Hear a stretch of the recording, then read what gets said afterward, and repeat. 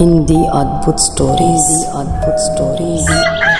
बहुत समय पहले की बात है कि रूपनगर का एक गांव था जो बड़ा ही सुंदर और प्यारा और खुशहाल गांव था। वहाँ के लोग पुरअमन ज़िंदगी बसर कर रहे थे।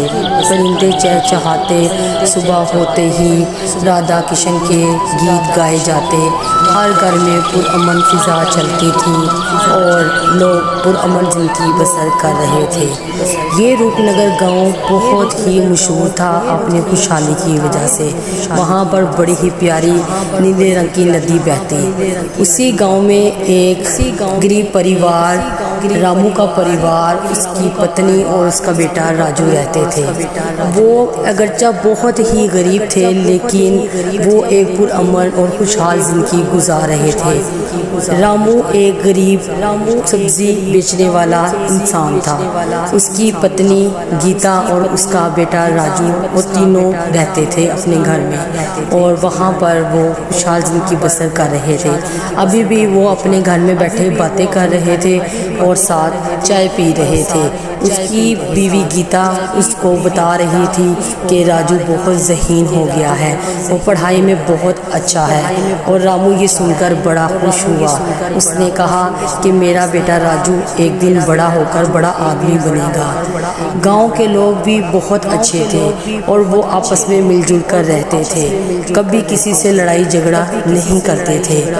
बहुत ही पुरसुकून गांव था। रामू सुबह सवेरे उठते ही गांव में सब्जियां और फल बेचने निकल जाता और वहां पर जाकर फल और सब्जियां बेचता। पहले वो अपने गांव में जाता, गांव से वो फिर दूसरे गांव में जाकर तरह तरह की सब्जियां और फल बेचकर अपना गुजारा अच्छे तरीके से कर रहा था।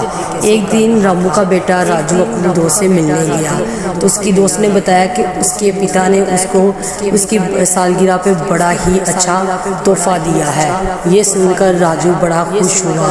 उसकी दोस्त ने उसको बताया कि उसका पिता उसको बहुत प्यार करता है और उसके जन्मदिन पर उसको बड़े बड़े तोहफे तोहफ़े देता है। ये सुनकर राजू घर आया और अपने पिता रामू के सामने रोने लगा। उसने कहा कि मेरी दोस्त अनीता के पास बहुत सारे खिलौने हैं और बहुत ज़्यादा तोहफे हैं, उसके पिता ने इसको दिए हैं। मुझे भी ऐसे तोहफे और खिलौने चाहिए, मेरा जन्मदिन आने वाला है, मुझे नहीं पता, मुझे भी अच्छे अच्छे तोहफे चाहिए। ये सुनकर उसकी पत्नी गीता और रामू बहुत परेशान हुए। उन्होंने बहुत ही समझाया राजू को, मगर राजू किसी तरह भी ना माना। वो मुसलसल रोए जा रहा था। उसने कहा कि नहीं, मुझे अच्छे अच्छे तोहफे चाहिए, मुझे नहीं पता। उसके पिता ने कहा बेटा मैं तो बहुत गरीब हूँ, अच्छा ठीक है, मैं आज जंगल जाता हूँ, वहाँ से लकड़ियाँ काट कर लाकर मैं उनको बेचूंगा और पैसे जमा करके तुम्हें अच्छे अच्छे खिलौने ला कर दूंगा तुम्हारे जन्मदिन पर। यह सुनकर राजू खुश हो गया। रामू अपनी पत्नी गीता से इजाज़त लेकर जंगल की तरफ निकल पड़ा। वो जंगल में जाकर अच्छी अच्छी लकड़ियाँ काट कर जमा करने लगा। रामू बहुत ही मेहनती इंसान था। वो अपने परिवार को हर तरह से खुश रखने की कोशिश करता। वो वहाँ गया जंगल में और जंगल में जाकर लकड़ियाँ काटने लगा। सुबह से वो शाम तक लकड़ियाँ काटता रहा और फिर उसने लकड़ियाँ काट कर बांधी और जल्दी जल्दी अपने घर की तरफ निकल पड़ा, क्योंकि वहाँ पर मशहूर था कि शाम के वक़्त उस जंगल में एक चुड़ैल रहती है जो कि बड़ी ही ख़तरनाक है और वो जंगल में आने वाले हर बंदे को खा जाती है। ये रामू को बहुत ही फ़िक्र सता रही थी कि मुझे शाम होने से पहले यहाँ से निकलना है, कहीं मेरा टाकरा उस चुड़ैल के साथ ना हो जाए और मुझे चुड़ैल खाना जाए। इसी फिक्र में रामू तेज़ तेज़ कदम उठाता हुआ घर की तरफ चल पड़ा। चुड़ैल रात के वक़्त गांव में आती थी। वो बड़ी ही खतरनाक थी। वो बहुत ही डरावनी शक्ल की थी। वो हर वक़्त उसने जंगल पर कब्ज़ा किया हुआ था। वो रात के वक़्त किसी को भी जंगल में आने ना देती।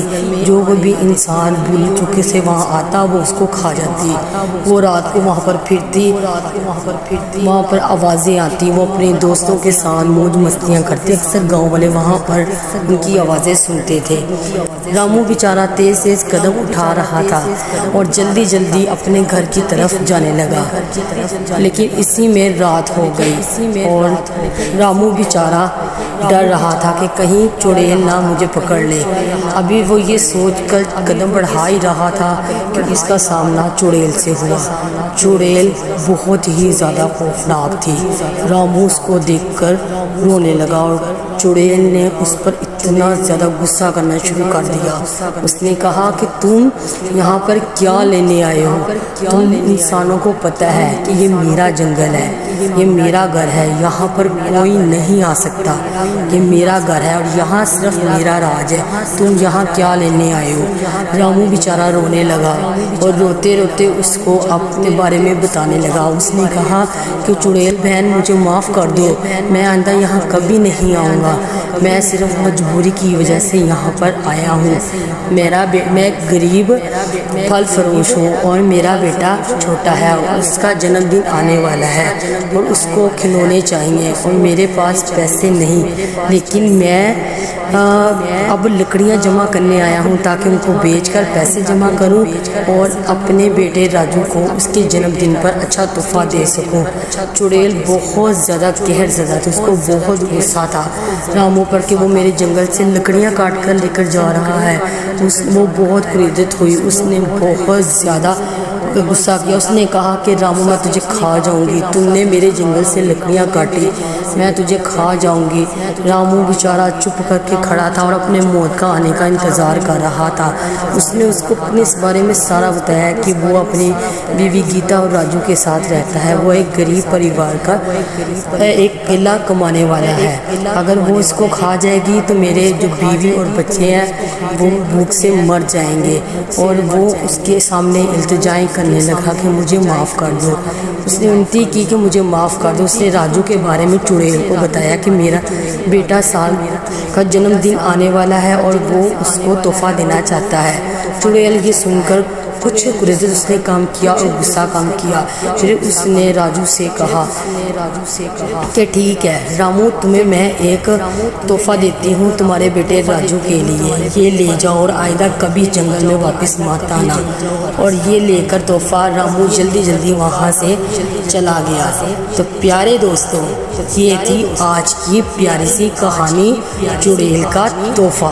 तो प्यारे दोस्तों, अगर आप मेरी इसी तरह की प्यारी प्यारी कहानी सुनना चाहते हो तो मेरे चैनल को लाइक करो, सब्सक्राइब करो और शेयर करो और मेरे आने वाली हर स्टोरी को देखना।